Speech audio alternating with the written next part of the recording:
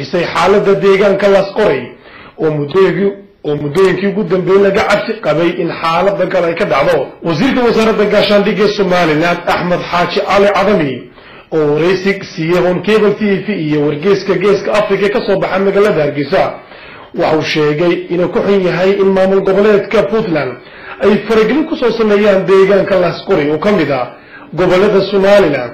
waxa uu sheegay in Soomaaliland iyo shacabkeedu ay ogol yihiin in deegaanka laas qoray laga sameeyo barnaamijyo horumarineed. waxa uu soo tilmaamay in daandaasiga ay wado maamul goboleedka Puntland uu yahay mid muujinaya in deegaankaasi colaad ay ka abuurto.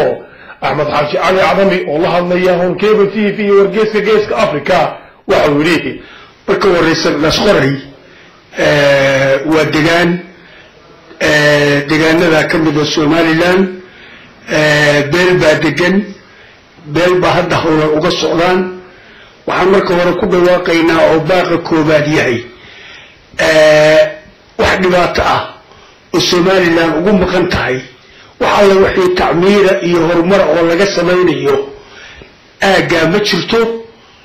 waxaan waliba diyaar u nahay wax alla wixii lala qaban karona in lala qabto xag security iyo xag nabadgelyo intaba taa horta sidaasaan u cadaynaynaa mugdi maalmahan dad badan markaa ku dhex dhuuban karaan dabadeedna iyagoo meel kale u jeeda inay markaa meeshaas u noqoto battleground oo lagu loolamo diyaar uma aanuhin.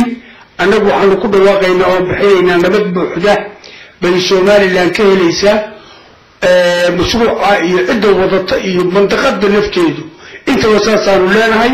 waxaan maqlaayay xalay qof mas-uula oo Puntland ka soo jeeda oo mas-uul waliba heer wasiira baa wuxuu ku dhawaaqay yiri wixii kale bal maalmaha buuq baa la sheegayaa xagga ha u gurato Soomaaliland macnaha ha ka tagto laas qoray.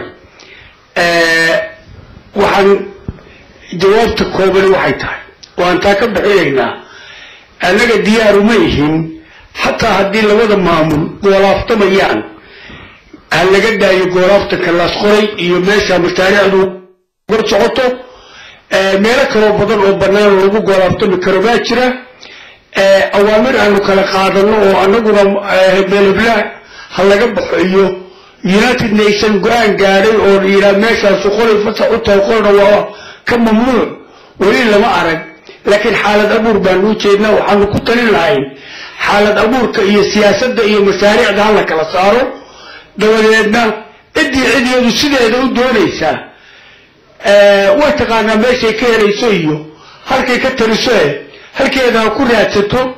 laakiin aagaga kale oo matalan dad ku nool yahay ummada ku nooshahay ummadda iyo masiirkeeda iyo waxay qabsanayso iyo horumarkay samaysanayso waxaanu leenahay ha loogu deeqo nabadgelyo ay labada dhinacba ka hesho baanu soo jeedinaynaa.